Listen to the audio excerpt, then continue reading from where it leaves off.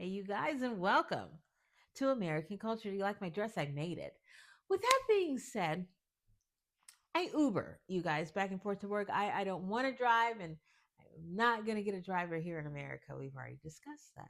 So I Uber back and forth. And I've been doing that for years, and it's a pretty penny to get to work and back. Long story short, well, long story long, because we're going to draw it out.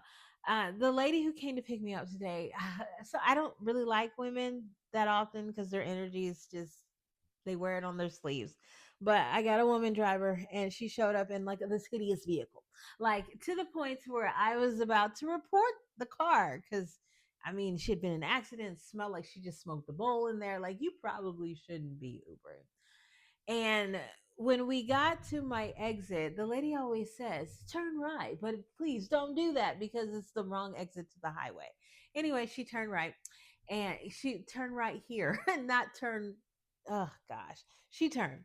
And so we end up needing to go all the way to 103rd Street. Those of you in Jacksonville know where I'm at now. I'm on the west side and it's a little bit to get there. The cop, we're not fast forward. We get to the light, right? And you could tell that she's a little frustrated and all this other stuff. And she's trying to run it. I'm already decided I'm gonna report you. Just please run this light and give me some fuel to the fire.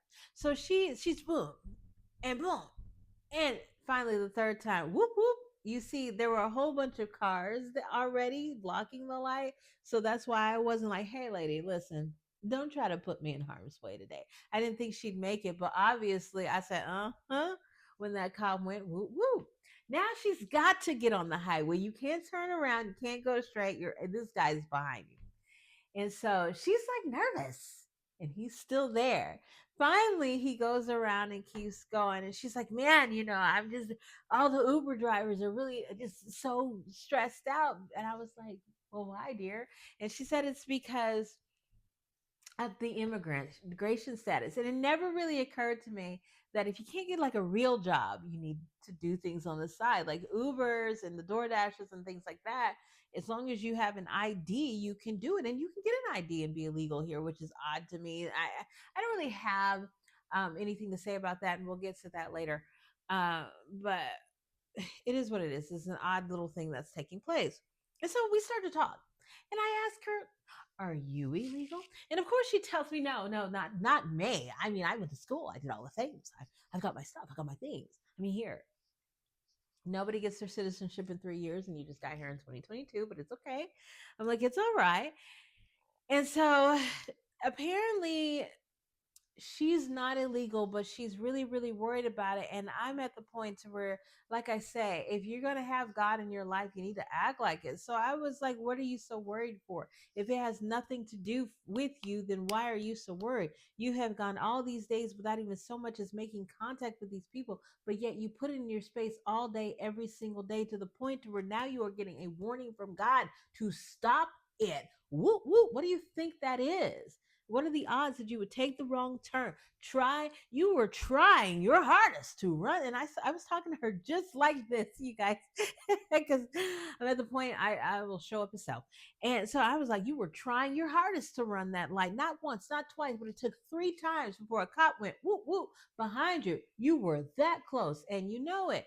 And then she was telling me about how her mom was essentially saying the same things that I was saying, but her mom didn't get it. And I told her, I said, no, you don't get it. Your mother has the peace of God, because her mom was telling her, you need to relax. I mean, if it has nothing to do with you, it doesn't have anything to do with you. When it does have something to do with you, deal with it then. Until then, go on about your life. But you don't need to stress out like this, You got to stay prayed up. And I do. And so she agreed with me, and she was able to settle down. And I told her, I said, you're taking on a lot of outside issues that ain't got nothing to do with you. I mean, you probably got two major things: a bill that you got to pay, and probably another worry that you don't talk about. But the worry that you don't talk about is not in your face all day, and you're gonna have to pay the bill regardless, right? You're gonna make it through another day. Yeah, yeah. So I mean, you got to worry about cross the worry bridge when you actually get there, but don't make yourself upset over absolutely nothing, because yesterday you didn't run in the ice, day before that, and in all likelihood you'll get through today without running through into them too. The only thing that's making ice a real thing in your life is you and the way you think about it. Stop thinking about it, they're not there. And people, they just do not get that that is a blanket reality. If you stop thinking about it, it's not there. So yeah, she drove a little bit longer. I didn't have anything to say about that because I said pretty much everything that God needed me to say. You got to pay attention. We had talked about that, about how, and I was telling her, when God comes into your life, at least acknowledge that He's there. You don't get to give that to you or anybody else. That was 100% Him, and He's trying to talk to you. Now, if you are here and you are doing what He wants you to do, what you're supposed to be doing, then you will be protected. You will be all right. You need to relax. You need to be able to go on about your day and keep living. And people, they just do not want to own that. You will be just fine. So by the time we get here, she drives up there and she said, "You know what? It was you too. It was your grace. Do you pray?" Because I had told her it's your mother's prayers, it's everybody's prayer. Prayer works, you guys. It like covers people. I wish you could see it, but prayer does work. Um, and I was like, "Yeah, I pray every day. I do. I pray for myself. I pray for the people. I'm going to pray more now." And she was like, "It was your grace that saved me." And I do believe in that. There are plenty of times when you're around somebody that's got a little bit more favor and their favor covered you. You have no idea how many things you've avoided, accidents you didn't get into because grandma was good. You know what I mean? So I've kind of taken on that for myself, and it was just nice to see it.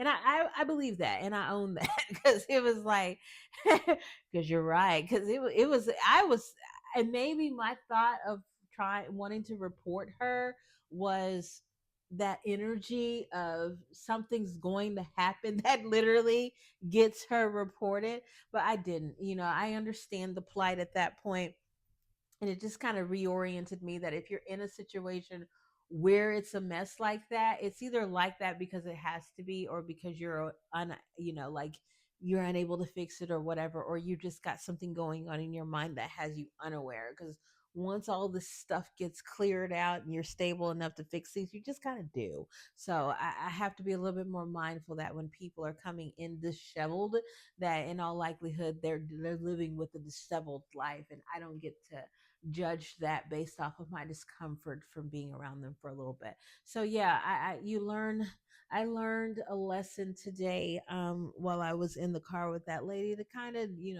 remember people are people, and they're people in Alicia. And not everything is going to be up to your standards, but it is, understand, just get the experience that you're supposed to be getting. Am I getting home safely? Yes. And God always does what He's supposed to do. He humbled me in that moment. And also with her, to understand that you are well protected. If you are doing what God wants you to do, He will take care of you, honey. If jail is not in your list of things to do, it's not in your cars, you see it, then it's just not. If you are here doing what God wants you to do and not on your own accord and just lollygagging and doing whatever, He'll take care of you. And it'll be in those moments like with that took place, and she was able to get the warning instead of getting pulled over, because she didn't do anything illegal to get pulled over. And but like I said, God was there because of prayers, because of understandings, and now so that He could show up. She thanked me for being who I am, and in the car with her, and I went on about my way, as that should be.